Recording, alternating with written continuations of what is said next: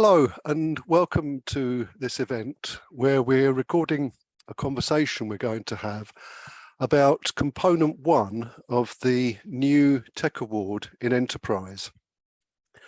Essentially, we want to explore some of the ways in which you might explain the PSA to your learners and how you might go about delivering the teaching and learning for this component.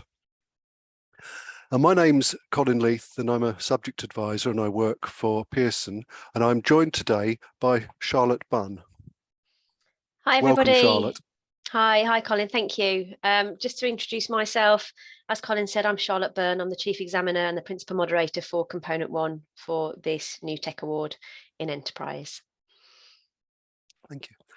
So I've asked Charlotte to come along and help us understand this component, and I want to dive straight in and look at one of the big issues, which is how to find enterprises that your learners can investigate.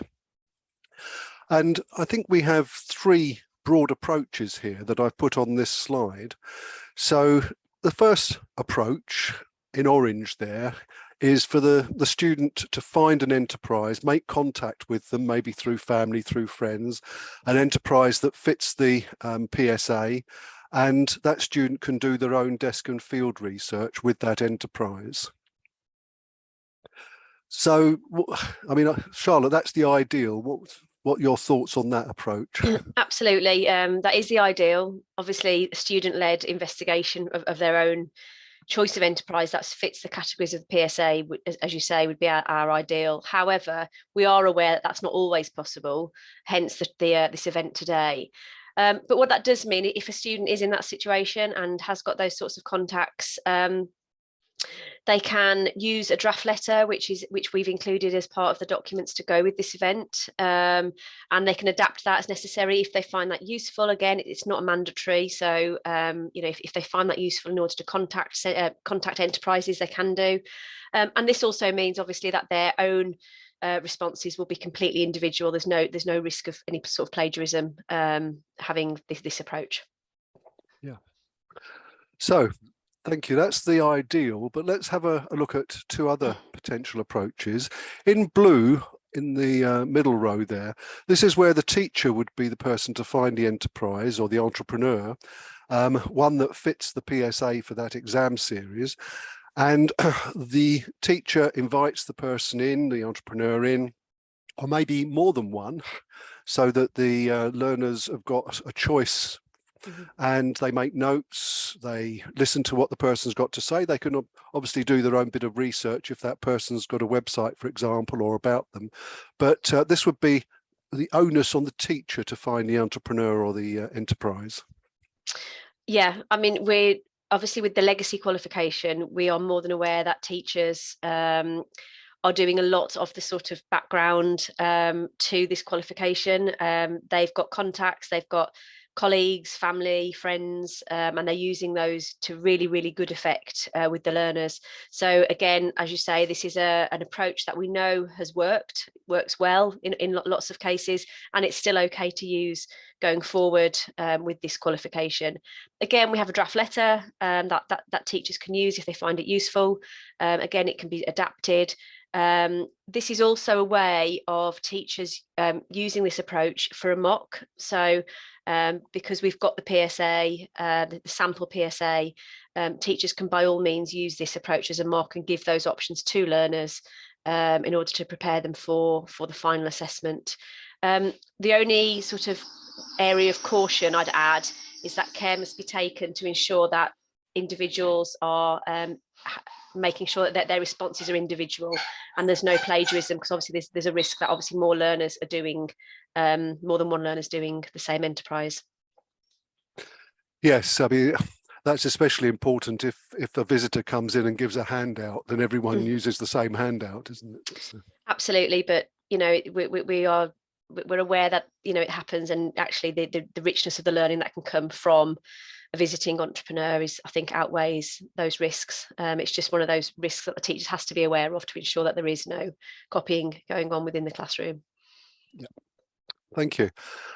Now, the last approach may seem odd, but this would be where there are no visitors coming into the school and the student never meets the entrepreneur. So this would be an approach where the research is done entirely online. It's perfectly valid and it's perfectly possible to get information for your PSA in this way. But any thoughts on this particular approach? Yes, so the training today predominantly focuses on this. It's an approach that we've taken bearing in mind feedback from centres, not just for this qualification, but over the our last few years. So hopefully this will be something that those centres in which they cannot make contact with entrepreneurs in their local area or indeed around the country, if they're struggling with that, then this is an approach that can be taken so that actually that field research doesn't have to be done. Now, I will just err on the side of caution here. This is an approach that if the other two can't be done, then this is the way that we can get around it. So it's not an approach. It's a slightly more nuanced approach, but what it actually does do, it enables learners to develop some really valuable skills. So their research skills, their inference skills, things like that. Again, we'll go through that in this event today. But it is possible to do it without meeting the entrepreneur, without actually making physical contact with the enterprise, as long as the enterprises selected have got what we need, in the public domain. Again, it's also an approach that can be used as a mock, because as long as I say the appropriate enterprises are selected, it means that the information is there for learners to use and apply within their PSAs. Oh, thank you. And of course, it's possible that all three approaches could be used in the same centre. So some people could use the orange approach, some the blue, and then some students preferring to work on their own could use the purple approach there. Absolutely, and I think it's worth noting that no student will be disadvantaged or advantaged by doing either of the three. So it's taken on the depth of the work that's presented, the evidence. So whichever suits the centre or the learner, absolutely. There's no right or wrong. Obviously, there is a richness just from meeting an entrepreneur, which the purple doesn't allow. But that's not to say that any learner would be disadvantaged by doing either of the different approaches. Thank you. Okay, let's drill down a little bit further and look at a summary. This summary really looks at what we've just been talking about, and the ideal being that orange way that we had before, but recognizing that that might not be possible. And so what we're going to be doing today is really looking at the sorts of skills. Charlotte mentioned research skills and inference skills in her introduction, the sorts of research and inference skills that could be developed as a way of helping the students with their PSA, whichever of these approaches is taken. So although we're focusing perhaps on that last approach, the fallback approach when you can't meet someone, the skills we're concentrating on here today are applicable to all of them. So let's start with questioning skills. So once you have got the PSA, or with your sample PSA, for example, if you're going to do this as a mock, which we would strongly recommend, an activity you might start with is where the students write a list of questions that could help them get the answers they want for each task. So how might this work, Charlotte? Okay, so as you've mentioned, it's really important to give the students independence in their own PSAs. But by doing that, they will be more engaged. Getting them to think about the sorts of questions that, or the sorts of information, even if they're not doing actually questioning an entrepreneur, or just the questions that they need answers to, will really help them actually structure what they need to do for each of the tasks. So what they could do is break this down by learning outcome within a task. So it really does mean for them to think about, right, what evidence do I need to produce? Therefore, what do I need to find out in order to get that evidence?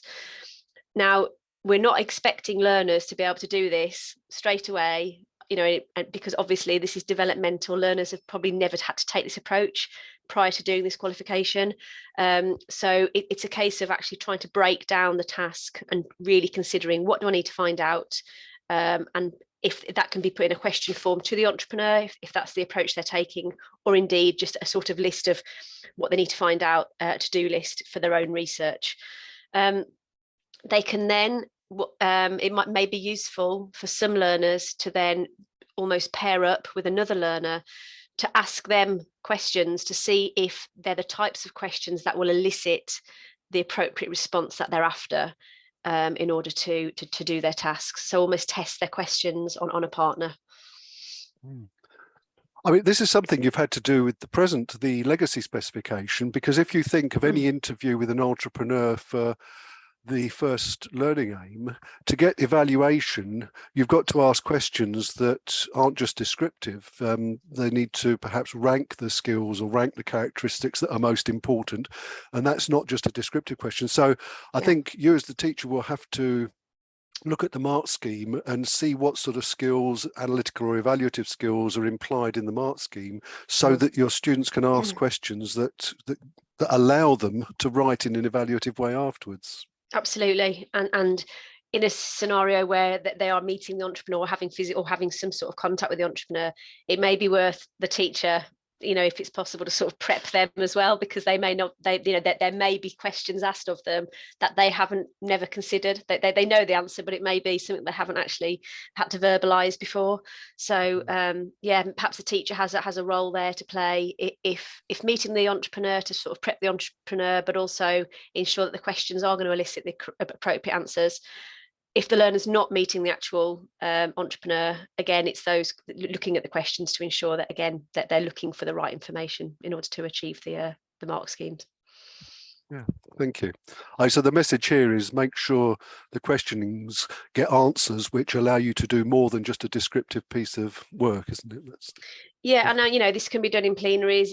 You know what I mean? There could just be small, minor little tasks to do at the starts of lessons. It doesn't have to be this, you know, sort of lesson after lesson. This could just be a developmental, as we've said, over a number of lessons, in order to try and get them used to asking the correct questions. You know, to get the answers that they want. But you know, so that's entirely up to the centre how they'd like to do that. Good. So let's move to another type of research skill, and that's the research skills that are required when you're researching over the internet. So using a search engine, if one of the example here, one of the PSA sectors was personal fitness, so a student might be able to search for things like skills required of a personal trainer, and find a personal trainer that they can research, either in their local area or just generally on the internet. What sort of skills really are we looking for here, Charlotte? Okay, so as you've said, if they're doing those sorts of tasks using a search engine, what will generally come up, especially say for the first one, is probably like some sort of job description. But what we need them to do is take that a little bit further, because it's a vocational qualification. So it's about applying that learning to the specific sector.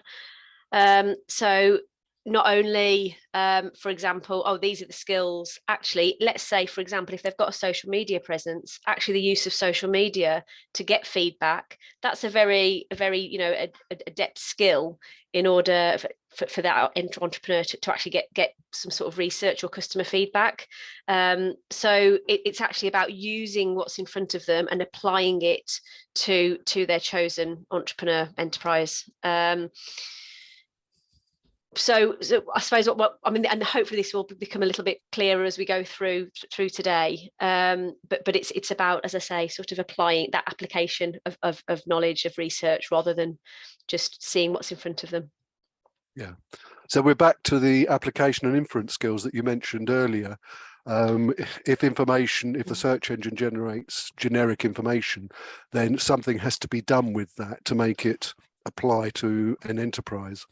That's right. Yeah. And as I say, hopefully that will come a little bit clearer as we go through little, more detail as to the sorts of things learners can find out.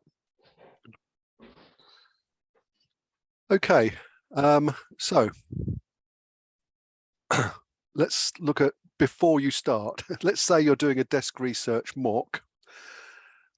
What sort of preparation or what sort of things can the teacher do to help learners prepare?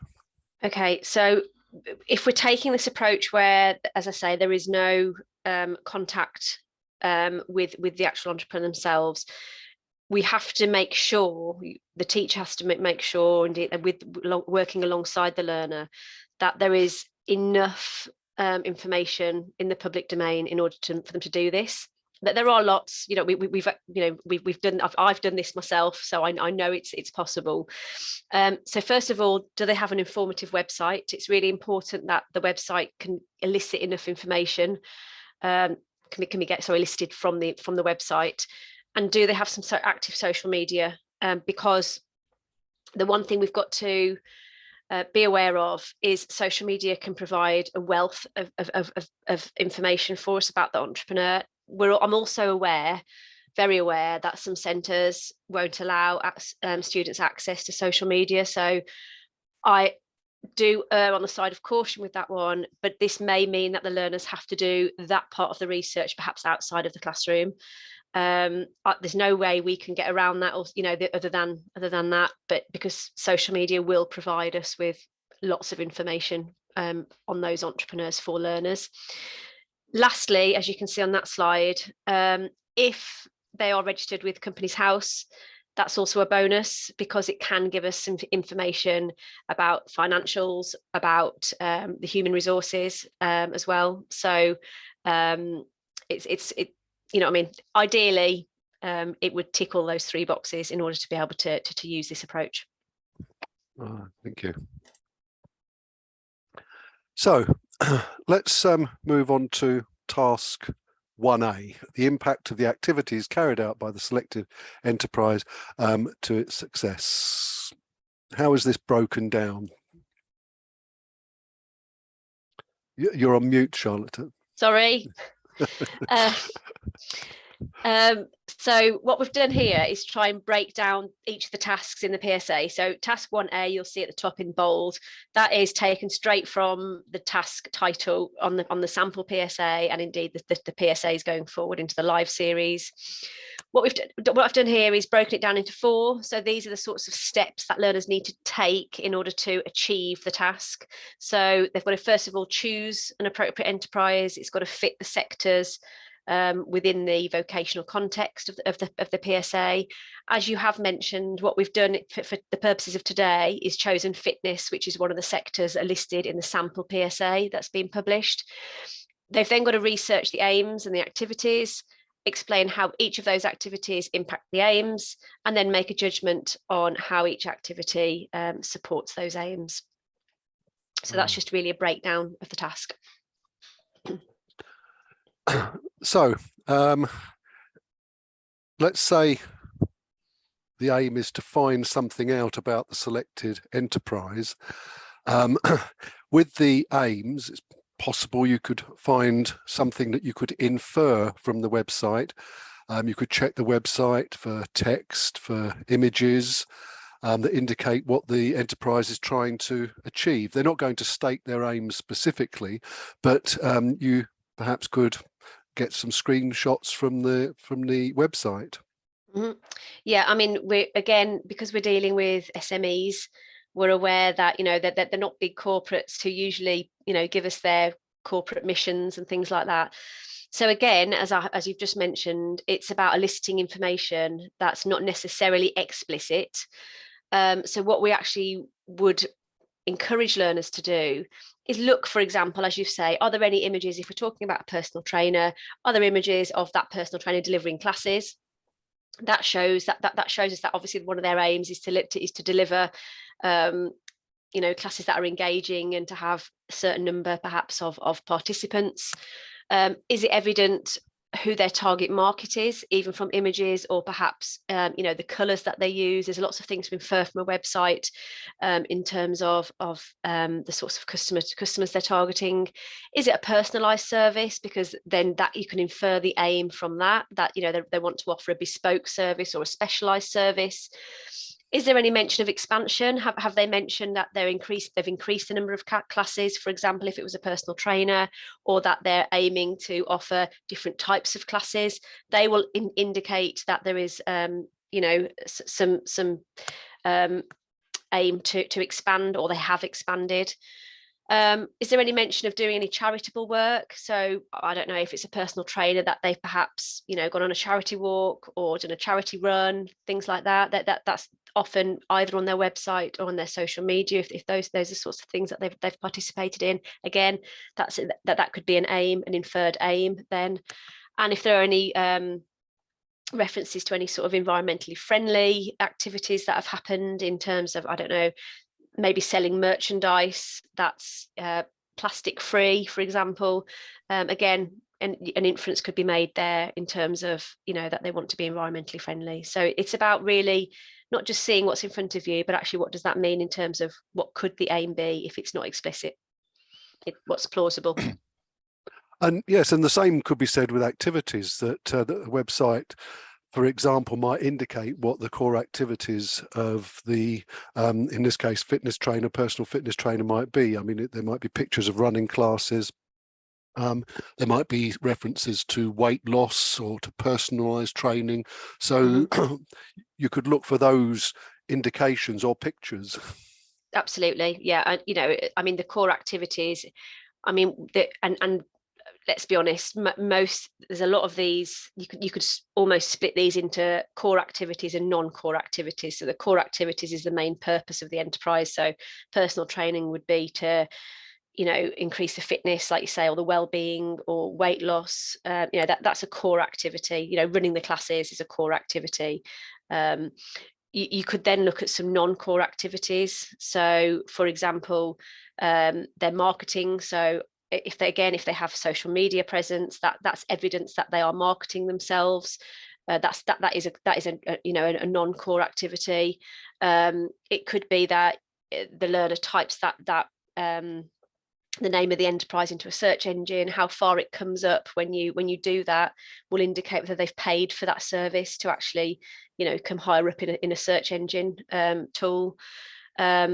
Check Companies House, because again, if they're on Companies House, if you can see the finances, you can actually see if it's that person or another individual who's actually doing their accounts.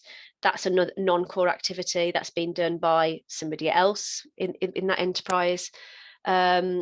And again, on Companies House, you can see who the workers who work for us are, or indeed on the website, it often tells you whether they have got other people working for them. And again, that's a non-core activity because they've obviously been employing people, and there'll be an element of training that's gone involved with those individuals, and team discussions, and they're all valid non-core activities. So again, that there's quite a lot that can be inferred from different places.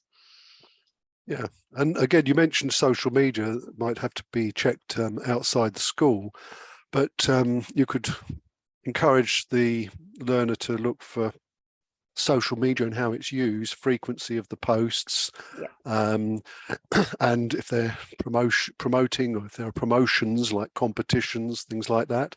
So social media might be able to give you some clues that you can then make judgments on later. That's right, absolutely. I mean, you've hit the nail on the head there, because this is why we've said somebody active on social media, actually it gives us a very good indicator of again, a non-core activity that they are, if it's like daily, or even if it's 2 or 3 times a week, that does show that is an activity for them that they're undertaking in order to meet their aim of either brand awareness, increasing the number of customers. So it's again, it's an inferred activity, an inferred aim, but actually very, very plausible, very, very valid. There's perhaps other things, if you so if they've got a website, for example, often if you scroll down to the bottom of the website, it'll tell you if that's been created by a company. So again, they've obviously taken the initiative to have a website designed for them. That's an activity that's probably being updated. Sometimes there's little blogs that have been written, and it'll give you the date as to when how and when they've been updated. So again, we can infer there that that's an activity that they undertake to support the aims of their enterprise. Lovely, thank you. So let's move to task 1B. This is the skills and characteristics part and their impact on the success. How do we break this down, Charlotte?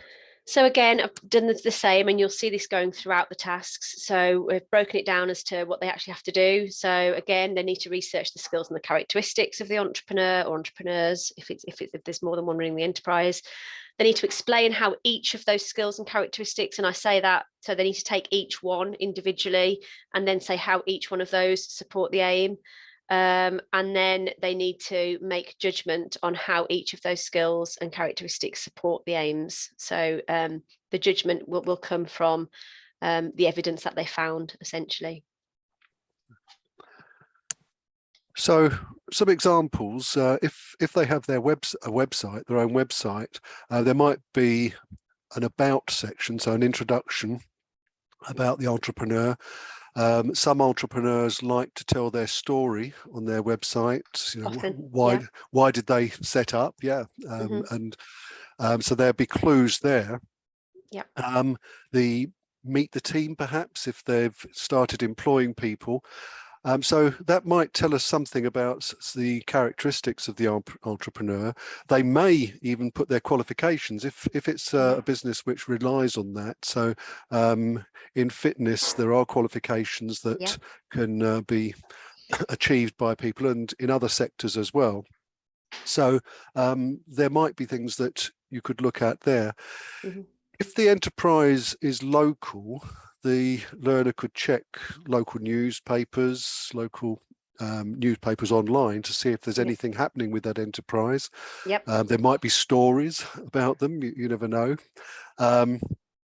And again, going back to social media, the particular social media sites they're using might be examples that you can research.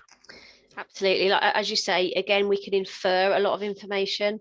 So it might not specifically, well, it more than likely won't specifically say, well, these are my skills and this is how they support me. But what we can do is, if, as you say, if there's about me, there's a bit of a history as to how the company was set up, for example, that shows that person was dedicated. That shows that they were motivated. It shows that that if they've gone from an employed post, for example, into the self-employment, that they've taken a risk. So again, there are things that it may not specifically state it, but the learners need to infer that information. And again, they are plausible skills and characteristics. As you've mentioned, there may be qualifications that they've said that, it may say I'm a qualified personal trainer, or I qualified as a personal trainer X number of years ago. Again, that tells us that that's a skill, that's a valid skill that they have. So again, it's about really reading between the lines in order to use that information, rather than just sort of telling, just using what's straight in front of you and think, well, it doesn't tell me what their skills are, but actually it does. But it's what's inferred. Right. Now, with social media, we have to be a bit careful sometimes. Sort of, where's the caution that we should instill in the students? Absolutely, and I'm sure the students are more than well aware of this themselves. If they are users of social media, they promote themselves in a light that they want people to see them in. Businesses do the same, entrepreneurs do the same, so that they are telling us what they want us to think about them. So it is just a word of caution, just to the learners, so that they are aware that not everything we can see on social media can be taken at face value. So it's just one of those things, when we're making a judgment, it's perhaps one of those things that we can actually say, this is what they want to promote to the world, this is what they want us to see. Actually, I think we all sort of are aware of, it's not always as rosy as things appear on social media. Now, when we were checking various entrepreneurs, we looked at different types of social media. We did. Instagram, Facebook, LinkedIn, Pinterest. Let's start with LinkedIn. Some people put their employment history in LinkedIn. What else might you be looking for in LinkedIn? So as you say, often you've got on LinkedIn qualifications, past employment. So it'll tell you, you know, if they have got a LinkedIn page, it'll tell you that if they've moved from employment to self-employment, for example, or, you know, if they've got a diverse number of companies, they may do that. That shows that again, that, you know, there's an element of risk that they've taken, which is a characteristic, a valid characteristic. On LinkedIn, you've also got where colleagues can sort of validate you, you know, say positive things that, about that, you know, that individual. That can often tell you the sorts of person they are, you know, if they're good to work with, things like that. That can show that they're team players, you know what I mean? So that you know that they've got team management skills or team leading skills. So again, it's just about looking between the lines on LinkedIn, but again, it can be a very, very valid piece of information. Instagram and Facebook are both media where the entrepreneurs might put posts themselves, but other people might put posts about them, is that right? Well, yeah, I mean, Instagram, or look at the comments that are made, because the comments will, you know, give the learner information about certain things that, you know, almost feedback often. It can also tell us what sort of person they are, if they're sharing things that indicates what they're interested in or what they're passionate about. It can, if we've got feedback from colleagues or as I say, just customers or even anybody, it can show us, you know, how they're working together. So again, what's shared, how many times is it liked, what are the comments, because again, that can infer to us exactly what sorts of characteristics and skills that they have. So, you know, often you'll see people go, oh, brilliant class today, for example, or really enjoyed that. Well, that indicates to us that, you know, they've obviously got the skill of being motivating, being able to spread, you know what I mean, their skills in a way that obviously their customers are engaged in. Another one is YouTube. They may have their own YouTube channel where they post videos. Often, for example, on not just personal trainers, but this happens, you know, with somebody who is very active on social media, that they'll almost do a library of videos and then they'll post them at certain times, so that they sort of keep a bank of video evidence, to be able to, you know, sort of keep their social media updated. Very valid form of promotion. YouTube often they're put on YouTube and then shared to the different sites, the different social media sites. So do check out YouTube to be able to see if, you know, if they have any profile on there and that the videos have been shared on there. Right, now I've heard of one called Pinterest. What can you tell us about Pinterest? Yeah, I mean, this is a one that so Pinterest is almost like a memo board. So people who, I don't know, let's say you're renovating your house and you want some ideas about your spare bedroom, for example, you might use Pinterest to get ideas on different things, or recipes, for example, where, you know, things that you're interested in, you sort of put on a memo board. If that entrepreneur has got a Pinterest account, it can just give you a very visual form of the things that they are interested in, the things that they're thinking about.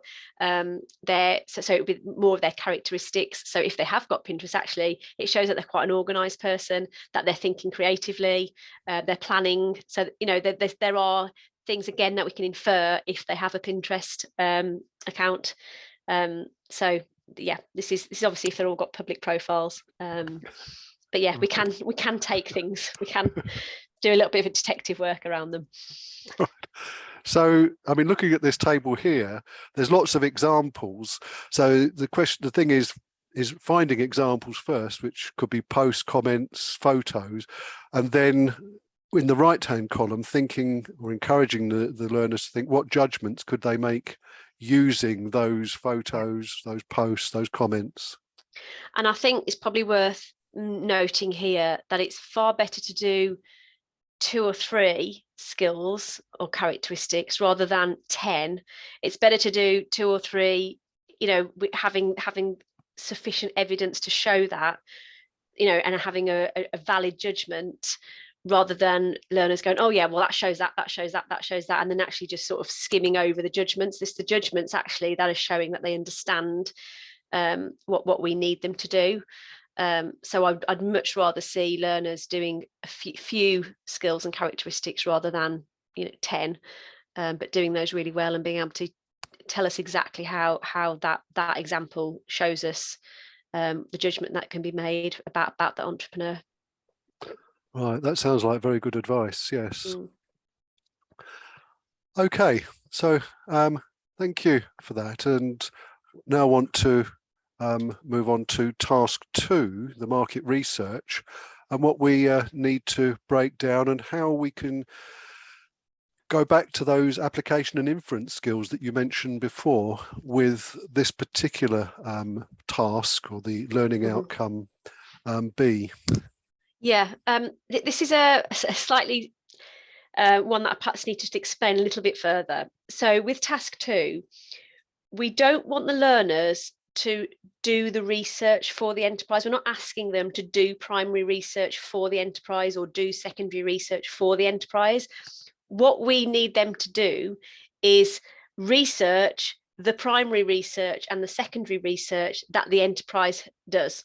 Okay, so it's just, I want to make that clear first. And then when they found out what they do, they then need to say, well, this gives us information about the customers in this way, and this tells me about their competitors in this way. Okay, so that's sort of going 1 to 4 on the slide in front of you. Having got that information, they then, again, we're asking them to make a judgment about the benefits and the drawbacks of those different research methods that entrepreneur uses. So, and we're aware that, you know, those benefits and drawbacks are more than likely generic to a degree. So, you know, the use of, I don't know, interviews or the use of customer feedback. But where possible, if the learners can apply that specifically to the enterprise, that's what's going to, again, get them into those higher mark bands. So if a drawback of customer feedback for a personal trainer is actually trying to catch customers on the field if they're doing a boot camp session or walking out exhausted from a class, perhaps would be a drawback, because it's perhaps not the right environment to be asking questions about that particular class, for example. So yes, there will be generic benefits and drawbacks, but if that can be applied to that particular enterprise, that's where we're looking at those judgments to be made. We're then asking learners to make a recommendation for an alternative primary and an alternative secondary research method that can be used in order to gain further information. So it may be that actually the personal trainer, rather than, you know, at the moment they may not do any research about the industry itself, so they've got no real, you know, understanding as to the fact that the likes of yoga or Pilates is increasing across, you know, nationally, and therefore that would give them information. So it's about recommending actually what they could do is do some secondary research on the sector, and that may then tell them, you know, that sort of think about potential customer needs in the future to then maybe go and do a Pilates qualification. So it's about understanding that particular enterprise and then making recommendations that are specific to that enterprise.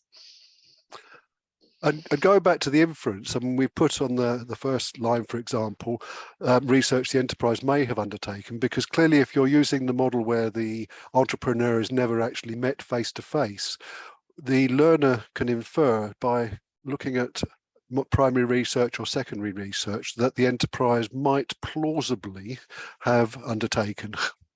That's right. You know, again, we're aware that you know, without actually hearing it from the horse's mouth, for want of a better phrase, from the entrepreneur, these are all things that the learners are going to be. So it's important that we make that clear. It's important that as long as they're plausible and they have the evidence for that, and that is plausible, then there's no problem in using this method. Oh, good. So how to structure this? We've got a table here. And on the left-hand side, we've got examples. So looking at examples of primary research, it may be possible to look at the entrepreneur's own website. There might be review sites, comments on posts from social media, shares, likes, the number of followers, reviews on Facebook. So these are things that might be examples. Now, for the right-hand column, how could we use those examples? Okay, so let's say there's comments on the website. Often websites have, sort of comments that customers made about the good service. It may tell you the Trustpilot rating. That tells us that they can find out those customers that first of all they're meeting customer needs if they're positive. And then therefore we can then the learner can infer that they've got that primary research, that they've used that primary research in order to make a judgment. So it may be, as I say, that a review site will give information about what's being done well, and therefore the learner can say, well, actually I know that those customer needs are being met because a customer has stated XYZ. Yeah. It may be a personal trainer. I'll go back to that example again, that actually a customer said, you know what, I've never looked back. I used to go to the gym. I've never looked back. I'm really, I'm much rather have the classes are really motivating, fun, with like-minded people, that sort of thing. That tells us that they're meeting customer needs. That tells us that the product offering they've got, the service offering they've got is meeting customer needs. Learners can by all means use that. That's valid primary research that enterprise has. Okay.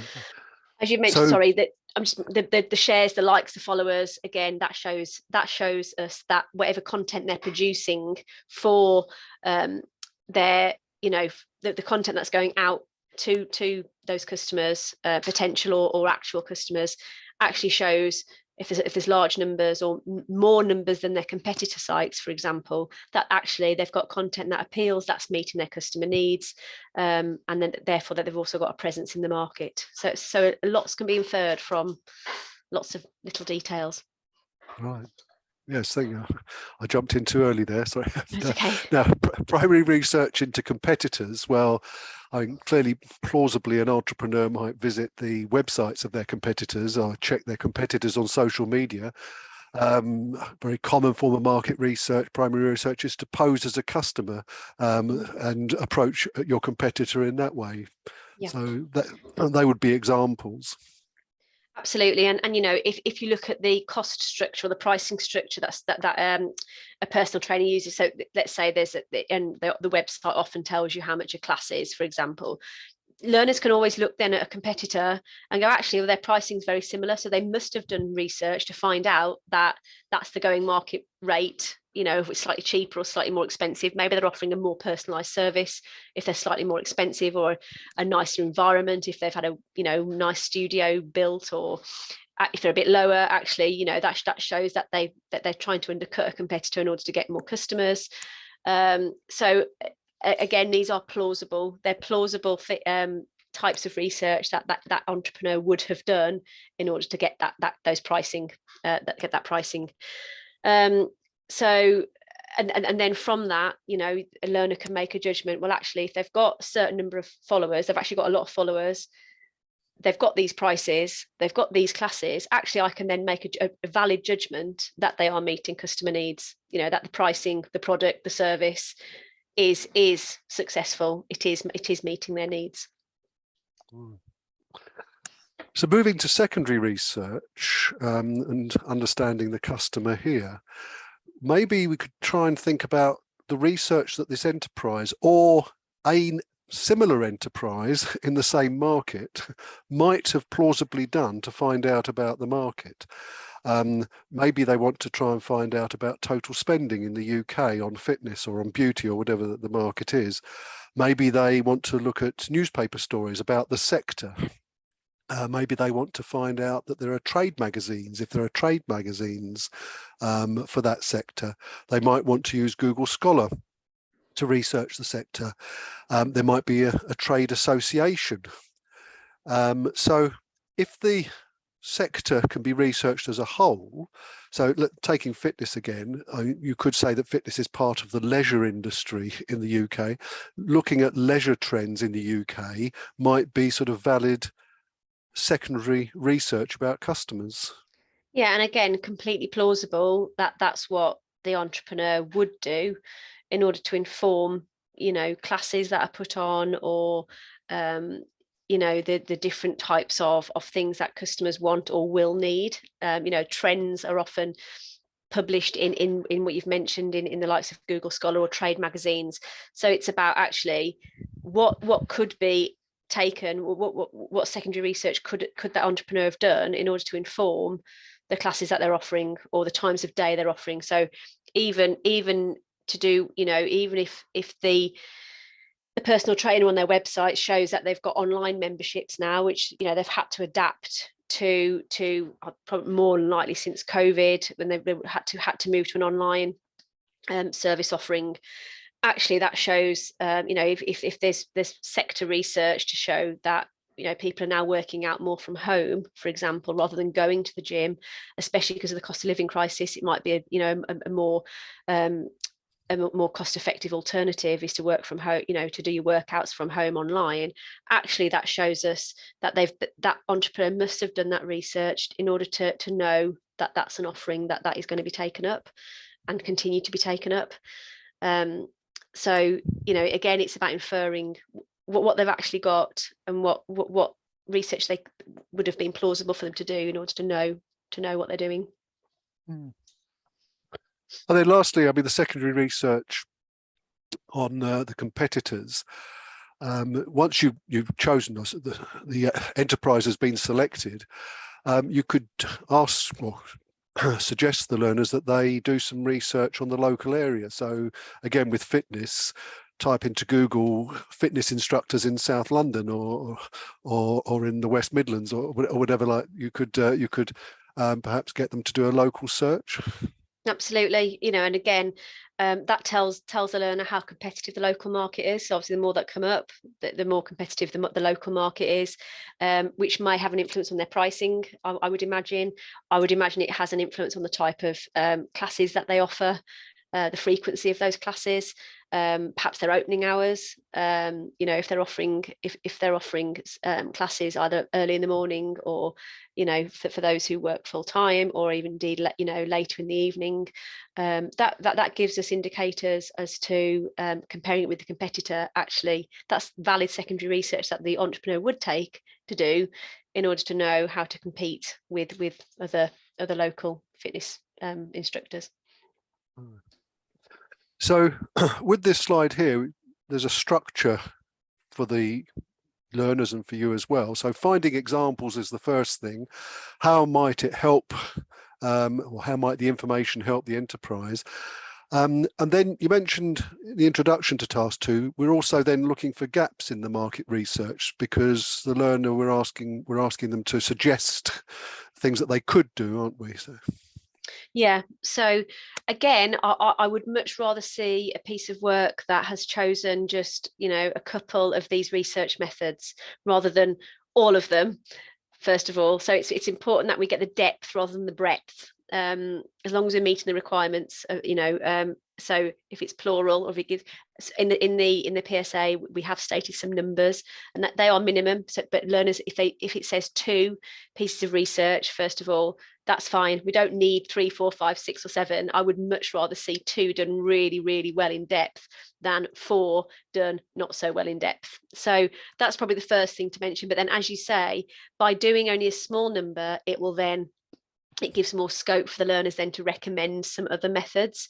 And I think it's important to state here, the purpose of this qualification is that we really ideally want learners to become entrepreneurs as a result of doing this, by being excited by this. So it's actually doing some deeper synthesis of learning, so that when they hopefully come to do their own enterprise, that they understand, actually, I remember doing that, and I know that entrepreneur did those 2 parts of research. Is there anything else I could do in my own, when it comes to their their own little enterprise in the future. So it's really about them thinking outside the box for a start. But actually, it might be quite obvious to them once they've understood this enterprise that, you know, as I say, a personal trainer, actually, it might be much better for them to put a social on, for example. I don't know, do a you know, a little some social at Christmas, and actually just chat to the clients then to find out what else they want. That might work much better for that particular enterprise that they don't currently do. So it's about really thinking creative, allowing learners to be a bit creative. We don't necessarily need I think they should do a questionnaire. You know, it can be, and that's valid, but it may be that they actually think a bit more creatively, and therefore then it becomes much more applied as well. Right. Thank you. I'd like now to move to task 3, and task 3A to start with, and that's the pest analysis. How can we break this down? Yeah, sorry. Yeah, again, we've broken it down into 4. So again, we're continuing with the same enterprise throughout this component. They research a factor from each of the categories. Again, I'll make it clear, I would much rather have 1 from each or 2 from each of the PE, S and T, rather than reams that aren't in very much depth or applied. So taking a political factor and then explaining how that factor will impact on that enterprise, and then a recommendation is, well, what could they do? You know, if that factor, usually those factors are you know, have a degree of negative impact more than likely on the enterprise. Actually, then what can they do about that? Or not, even if it's not negative, if it's new legislation, for example, well, what could they do in order to ensure that they are meeting those requirements? So again, we've broken it down, so hopefully that's helpful to structure learners' responses. Thanks. So let's look at this structure. Left-hand column, examples, right-hand column, how it affects it. So starting with political, again, remember Charlotte said you don't need 10 political factors here. So, you know, 1 or 2 is enough, but political factors, there are all sorts of laws or regulations that govern advertising, for example, consumer protection, minimum wages, health and safety, environmental legislation, data privacy, food hygiene, public liability. So you wouldn't need to cover all of those. No, just please, one no. is enough. There might be grants available. Yeah, I mean, getting the learners to think about actually what's the most you know, the ones that will affect the enterprise the most, you know, taking at the most what they judge as the most important. You know, if there's a change in taxation that's really affecting the end, if it's a retailer, for example, you know, and we see, I don't know, I'm making this up, but let's say VAT, you know, the change in VAT, for example, you know, that just pick out, get them to pick out the ones that they can talk about the most, you know, that there's most information about. I'd much rather see 1 or 2 done than 10 done very scantily. So so yeah. Now with the economic, again, I mean, potentially they could come up with a really list as long as your arm here.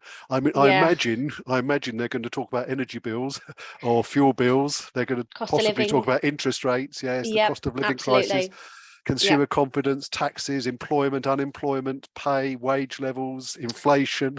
Yeah, unfortunately, but fortunately for us, I don't think this is going to be a difficult one for them to find information on. But yeah, absolutely, like you've just said, that there's a ream, but as I say, I'd rather them focus it on fuel bills. So for example, you know, personal trainer, if they've got a little gym studio in their garage, for example, fuel bills are rising exponentially at the moment. How's that going to affect, you know, actually then thinking about, well, the judgment I'm going to make, the effect, you know, the effect of that, is it the fact that actually I'm going to have to put more classes on to cover those increased costs, or is it actually I'm going to reduce my number of classes, you know what I mean, to actually reduce the amount of energy that personal trainer is going to be using because they've got the fans on, or I don't know, air conditioning on, or you know, they might be running a running machine, for example, in that room. So it's really about thinking, you know, and I suppose it's all of these factors, the judgments that they're making, how the impact on that enterprise is really can be nailed down to how it's affecting their costs, their expenses, and how it's affecting the revenues in terms of their demand. So that's what we really want them to drill down to and apply to that enterprise. I suppose the other thing to think about for the economic factor is whether that enterprise is a luxury or a necessity. So personal training, I mean, it's a judgment call, isn't it? One person may say, well, actually, it's a necessity because it keeps you healthy, and without your health, you can't do anything else. Somebody else may say, well, actually, I think it's a luxury because you can go out for a jog, for example, if you're motivated enough. It doesn't cost anything. So again, it's about the learner making that judgment call, bearing in mind what evidence they have about that factor, and as I say, that then the impact on costs and revenues.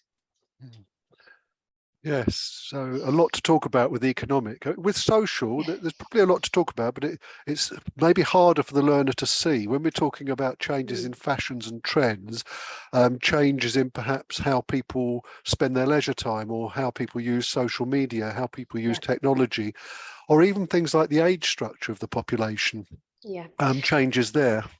I think we tend to think about social in terms of just trends, don't we? Trends and fashions, like you said. Actually, if you delve a little bit deeper into this, so for example, like you've mentioned an aging population.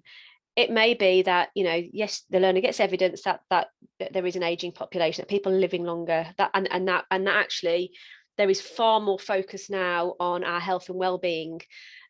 So the likes of yoga, Pilates, meditation are increasing. Those sorts of classes are increasing a lot more than they ever used to be, because of our awareness of the importance of our health and well-being.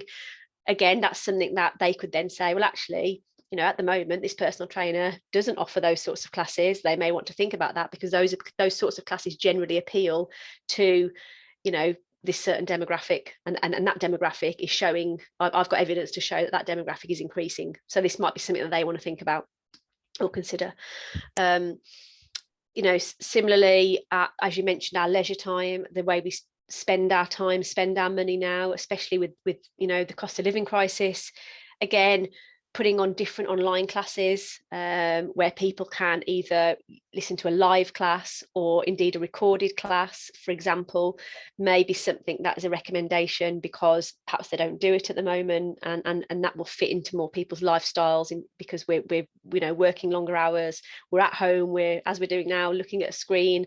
So it may be that there's exercises that can be done to help get people away from their computer screens, that the personal trainer could look into. I weirdly saw an advert the other day about facial yoga, and apparently that's really good for us. You know what I mean? So it's things like that. And there's people doing those sorts of very nuanced things. It's a plausible recommendation. Right.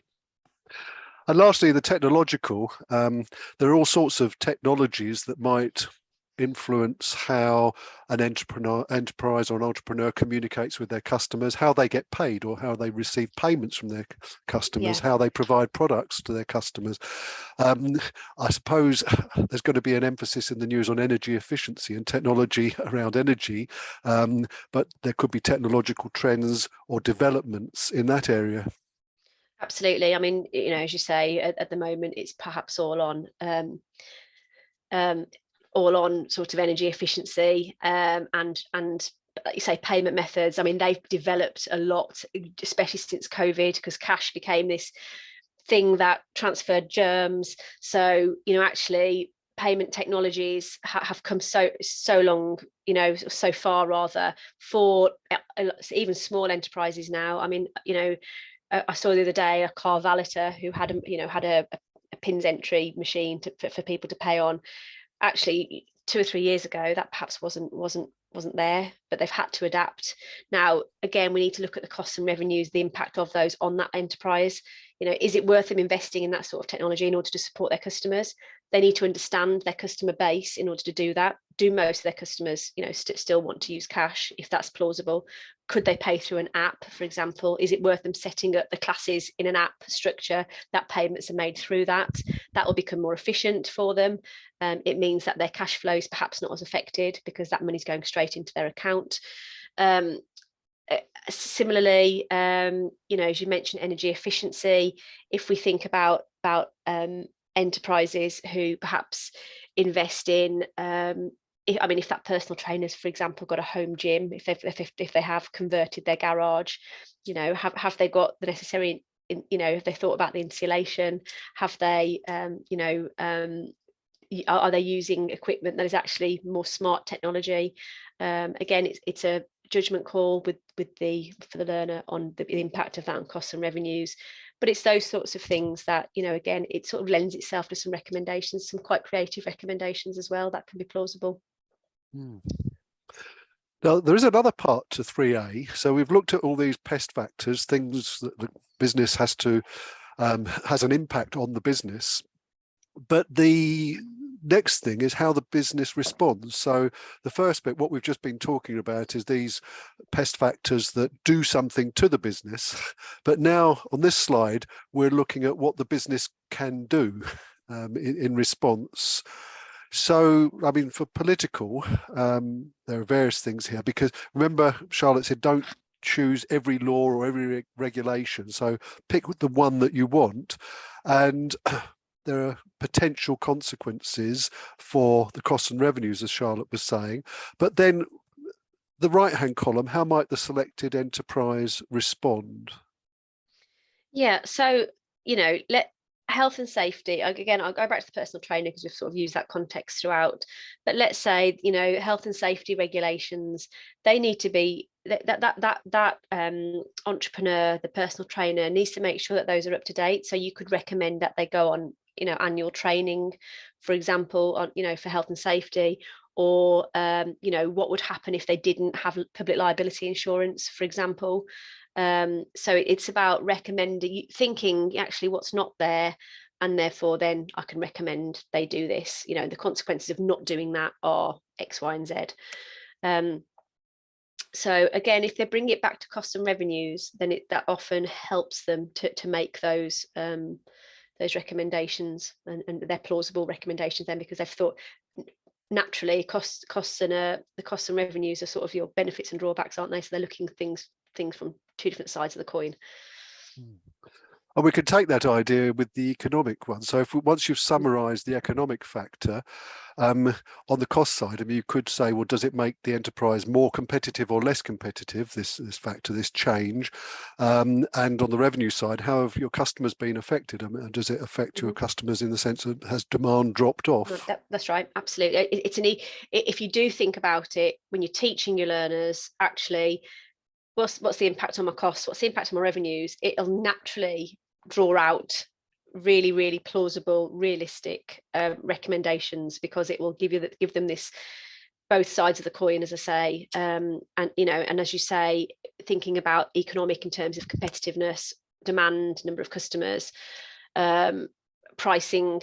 You know, you can, you know, how will it affect the prices? What's the consequence if they put the prices up, put the prices down, depending what the factor is? You know, their costs have increased, their utility bills have increased, for example. How is that going to affect? All their materials have increased, their staff costs have increased.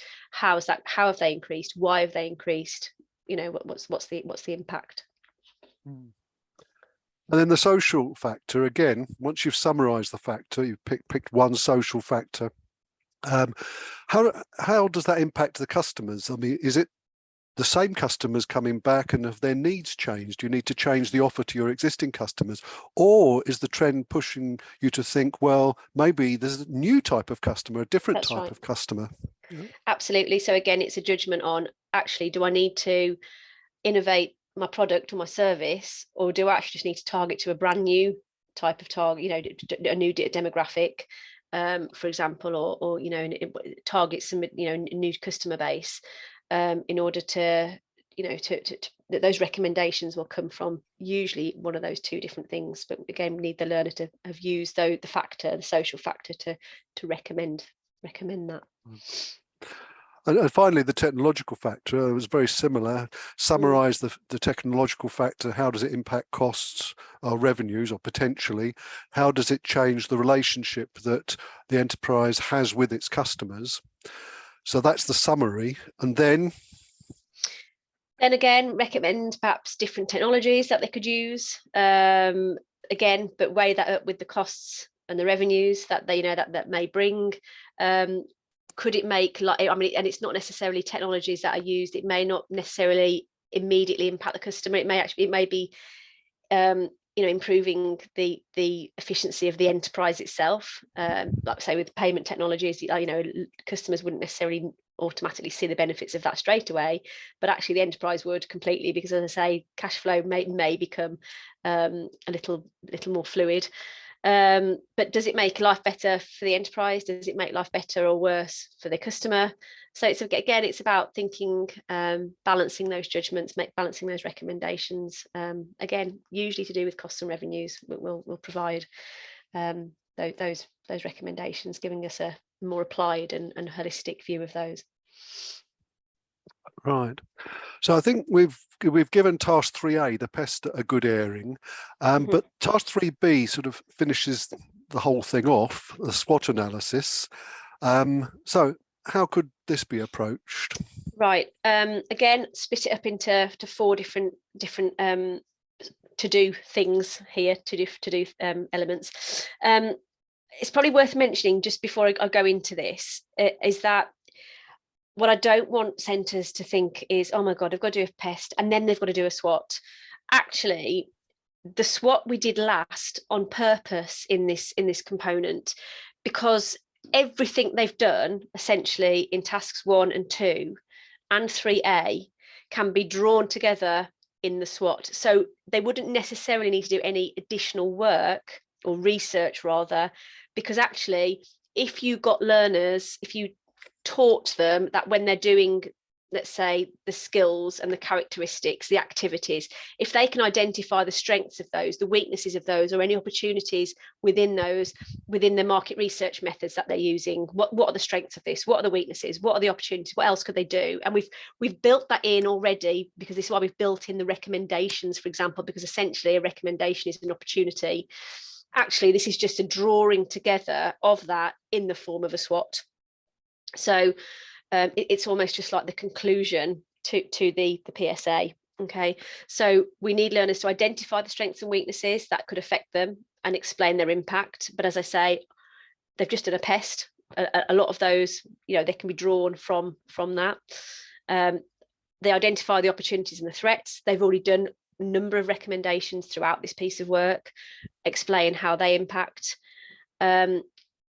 What can the enterprise then do to try and make themselves more likely to benefit from the opportunities? So is there anything else they can do in order to capitalise on those opportunities that are there? It might be go on additional training, or ensure that their social media is okay, but perhaps they could do more, or they could employ a videographer, for example, to do the bank of videos, or get a professional photographer because their photos aren't really displaying the products or the services in a sort of very professional manner. Actually those are the sorts of things that they could do more, go that one step further. And what can the enterprise do to reduce any threats that they've identified? So as I say, it's more of a, rather than additional work, it's actually almost forming a conclusion to the component. Right. That's a really useful insight. So if I'm looking at the strengths and I'm looking for examples, I could think, well, task 1A, activities, are there any activities that the enterprise does particularly well? Task 1B, I could think of skills, characteristics. Is there a skill or particular characteristic that is particularly strong? The market USP, research, I mean, a USP for that. And when I look at task 2, market research, I could be thinking about what market research is being done effectively at the moment. And then for the pest, from task 3A, I could think, well, positive things that are happening from those pest factors, not necessarily all 4, but picking out a strength. Yeah, absolutely. Exactly that. That's exactly what we want learners to do. They've done all the legwork essentially to this point. It's now sort of, bringing it into almost an advisory level you know what I mean, for the enterprise. So, you know, this is what you do well, it's what you don't do so well. A bit like their school report, you know, we often they often get this feedback themselves. Actually, they're just doing this for the enterprise. They're actually looking at what you do really well, what don't you do so well. This is what you could do, and this is what you need to be careful of. So it's just drawing together that. I mean, obviously they can also, if they find something else when they get to this point, and it, you know, absolutely no problem at all. But on the other side, actually, they don't need to do any extra work at this point. They don't need to do any extra research. If they've used what they've got to date, actually, it will be more than enough to inform their SWOT. So things that make them competitive. And then, so when we look at the weaknesses, it's the opposite, things that might make them less competitive.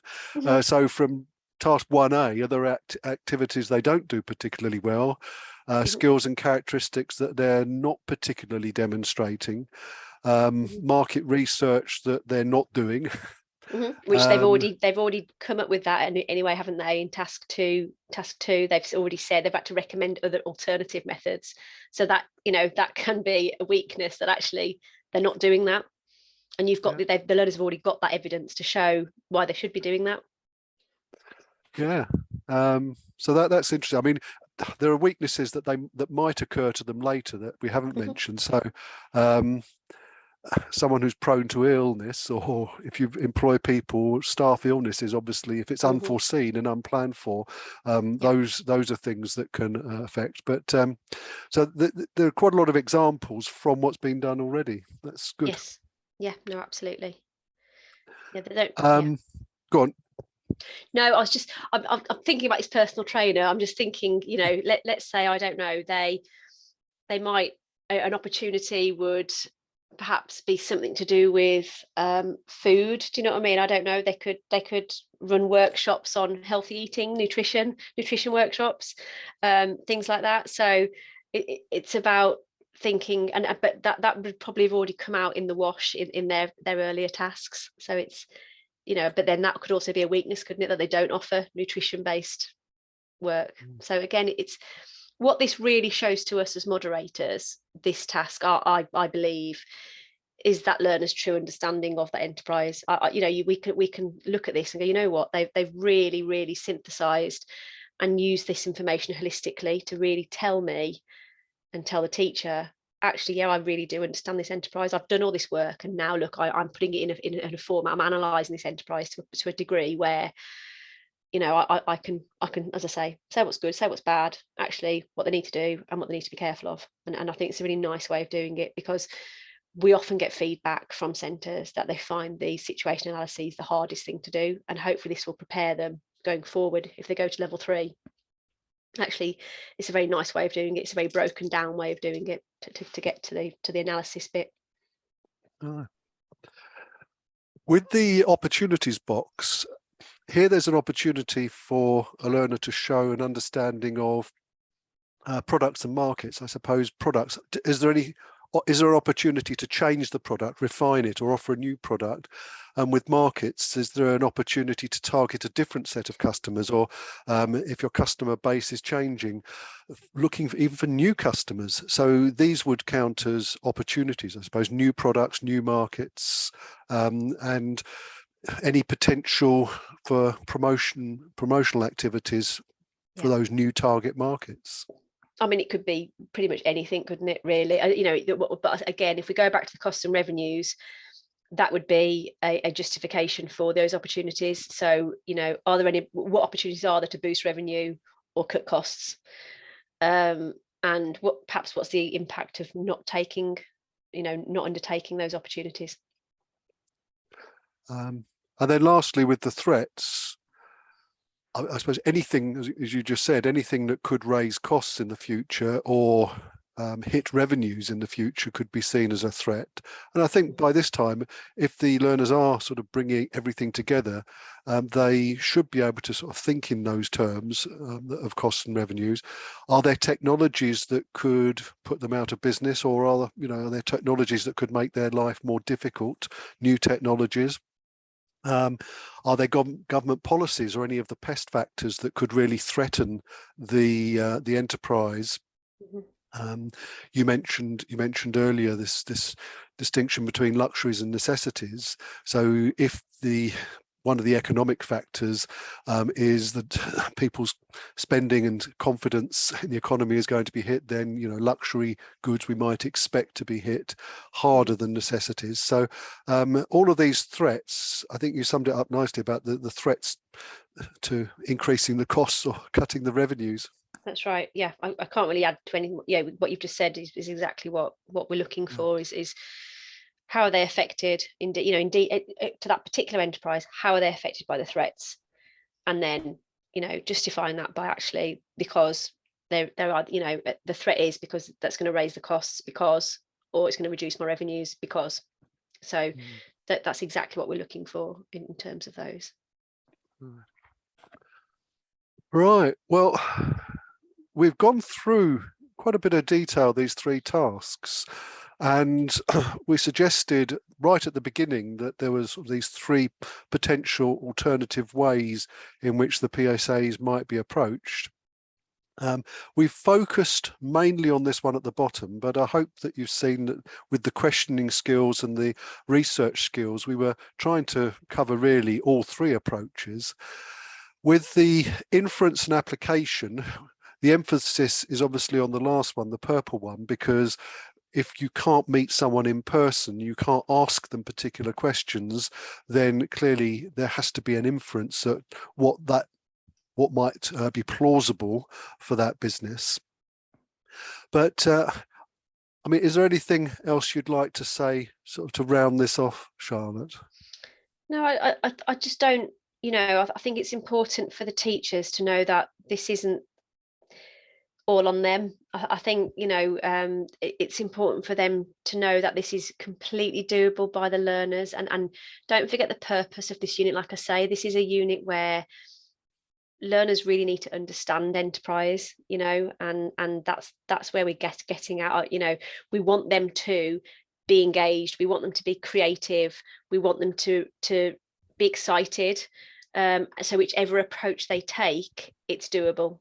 And I promise you it's doable because we've done it, as you know, Colin, we've come up with this because we are aware of centres that, with all the will in the world, that there aren't enterprises that they can engage with. And we appreciate that. We appreciate the current economy, the current climate where, where some enterprises are just not able to give up their time in order to give learners necessary information.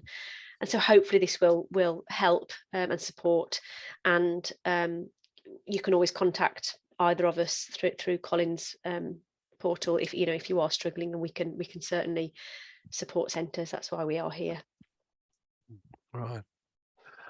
Just to finish with, in the pack that accompanies this, there is a draft letter, and again the purpose of this was to give you something easy off the shelf that on February the 6th, when the PSA is announced, you can just pop in the sectors and send this off to parents, governors, colleagues, to try and find examples. But remember, for those students who can't get someone to meet or talk to, either through family and friends or through your own efforts in bringing someone into the classroom, the purely desk research approach is a viable way to go. We think that it's really important that you do a mock so that the students have gone through the process of thinking in the right ways, structuring their thinking. They have in their folder sort of pieces of work, mock work, using language that they can replicate in the real thing. But that really brings our discussion to an end. Yeah. Just on that last point, Colin, as well, by doing a mock, I think the importance of doing a mock is there is a lot of this that is similar across lots of different sectors, lots of different enterprises. And so by doing a mock will give learners a really good grounding that they can then just use its same information but apply it to a different enterprise. So I think that the value in doing that, and a mock doesn't necessarily have to be done as sitting down and doing it in one foul swoop. This could be, you could be using a mock as partly as homeworks, for example, or tasks within lesson that you're going to break them down, just so by the end of it they have got this portfolio essentially of what they need to then take into apply to, you know, whatever enterprise is coming up in the sector, in the PSA. Well, you started with application and you finished with application, which brings it very nicely to an end. Recapped my learning aims. I'd very much like to thank you, Charlotte, for joining me today for this walkthrough and talk through, and I hope that it's something that will help you in your planning and delivery. So it's goodbye from me. And me, thank you very much, and all the best of luck. And yeah, we'll look forward to the moderation windows that are imminent. Okay, thank you. Thank you.